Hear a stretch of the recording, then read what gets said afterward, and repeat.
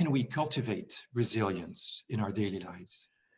Resilience, of course, by definition, is a return to normal as quickly as possible, a la rubber bands resilience. In reality, it's more than that, of course. It's the ability to cope. And the way we see it, Wim's whole philosophy is put your body under positive stress and the body responds. What we've seen with mankind physically and emotionally is the de-evolution of man. And when I say man, I mean man/woman. Yes, yes, of course. The more we do for ourselves outside of our body, mentally or physically having to do it, the weaker we become. So it used to be that we could survive as a human race between about 110 to 115 degrees. Now I'm talking Fahrenheit, 110, 115 degrees down to about 20 below. We now function between 74 and 68. If it's below 68, we heat it. If it's above 74, we air condition it. We don't challenge our mind. We let they let you take adding machines into scholastic tests now. You used to have to do a calculator or add it on your paper. There are people that can't do math in their head anymore. So I'm not just talking from a fitness point of view about the body, I'm talking about the mind.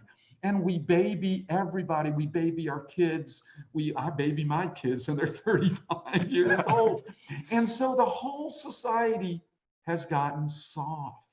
And it's and it's one thing to get soft in terms of expectations, but in reality, you still have the capability.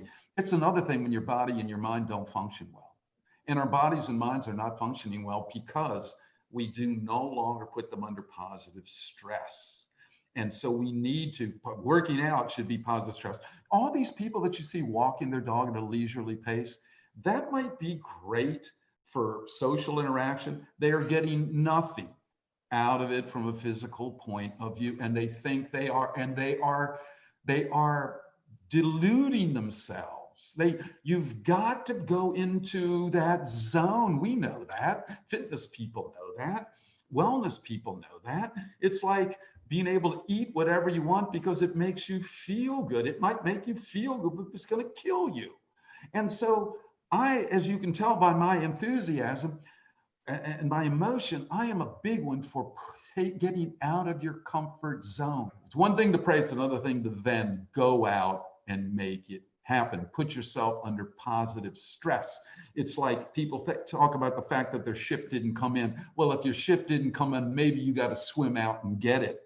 Maybe you got to take a few hits and take a few lumps and be Admiral Stockdale and not give up and keep pushing through. And too many people in every aspect of their life avoid positive stress. Positive stress. You don't want somebody that's trying to lose 50 pounds trying to run 5 miles. They can't, or 10K, they can't do it.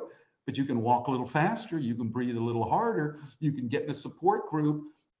You can talk about your problems instead of holding them in and avoiding confrontation. You can make yourself eat a little better. You can be hungry for a couple of weeks before you adjust. There's just so many ways that you can take baby steps of positive stress. The mind and the body are one. Put the mind under positive stress, put the body under positive stress. You have a resilient individual.